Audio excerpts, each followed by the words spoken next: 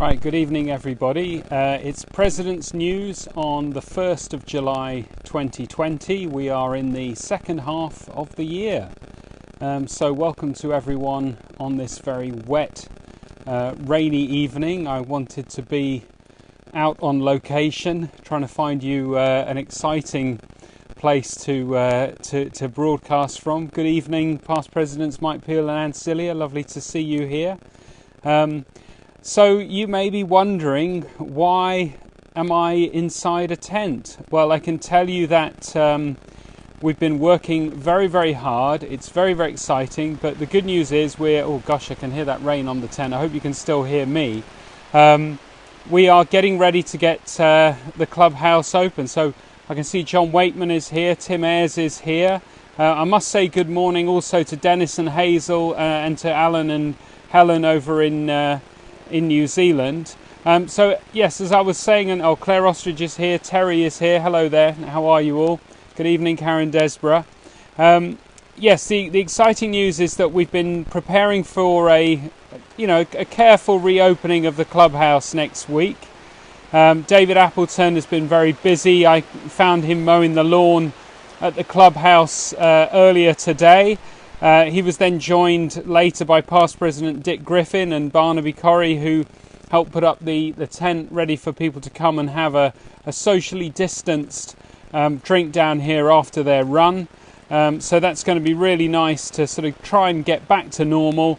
One of the benefits of COVID-19 is it has forced the club to drag itself into the next century.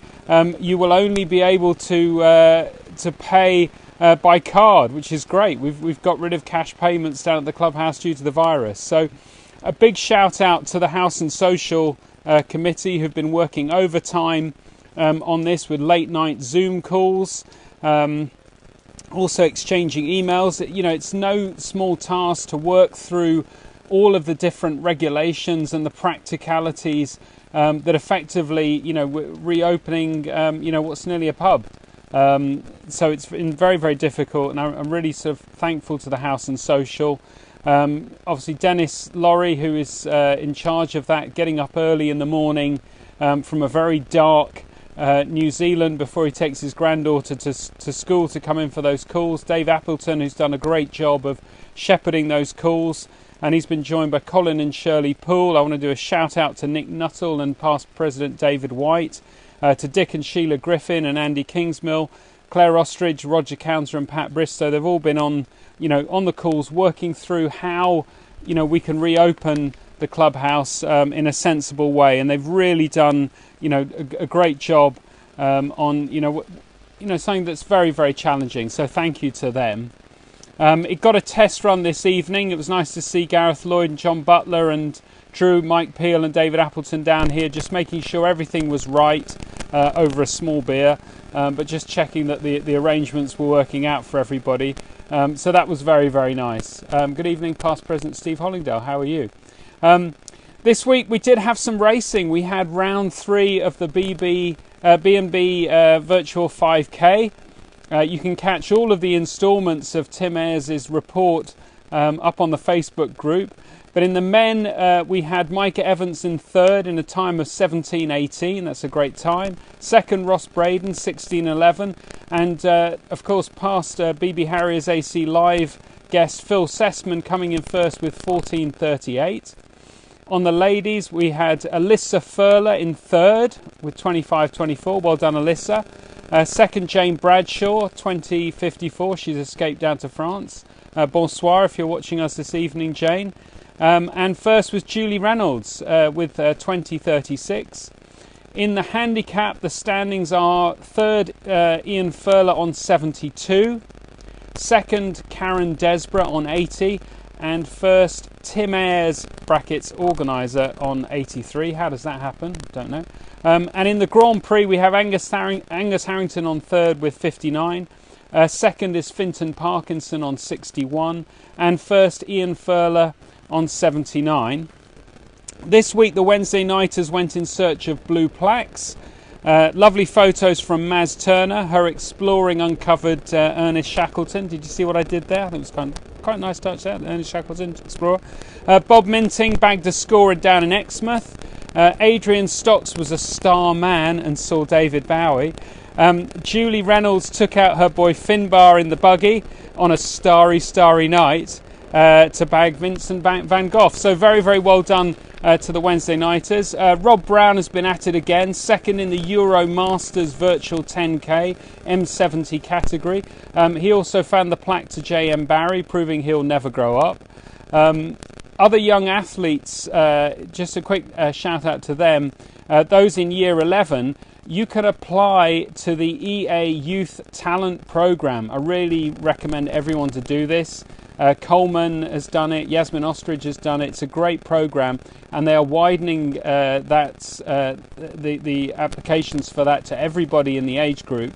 It's a great programme. It covers nutrition, psychology, drug testing procedures, what to expect, training days, and it's worth 60 UCAS points, so the equivalent of a B at A level. Applications open for that on the 6th of July, so check out the EA website for details. We'll try to get those up on the Facebook group too, so thank you to Paul Brash for drawing that to our attention, and also the fact that it's now got a wider reach, which is really great. This week the Wednesday Nighters are being asked to visit war memorials, so let us know how you get on there.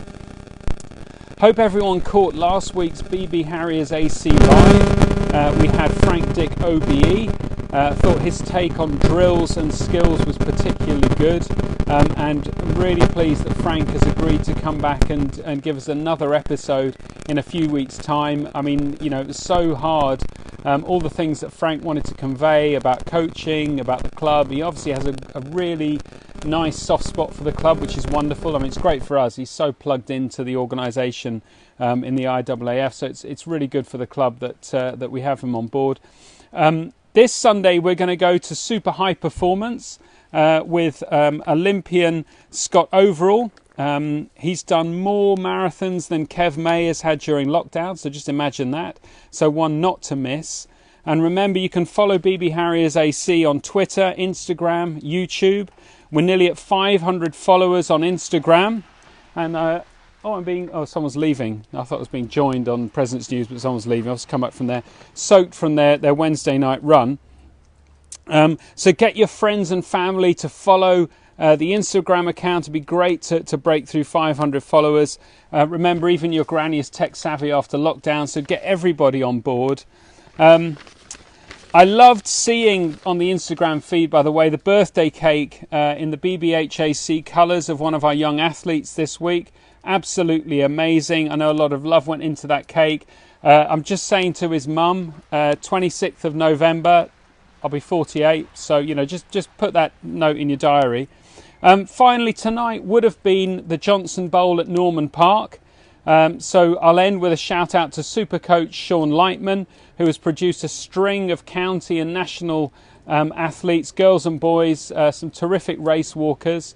And it's only a matter of time, I think, till some of them are going to follow in his footsteps and reach the Olympics. Well, I certainly hope that's the case. So anyway, it's been a wet evening. Hopefully it's better next week. And hopefully next week we can have a bit of a live audience down at the Clubhouse. You're very welcome. It would be great to see you. Obviously socially distanced and very careful. But have a great week otherwise. Stay safe and love to all of your families. Speak soon. Bye.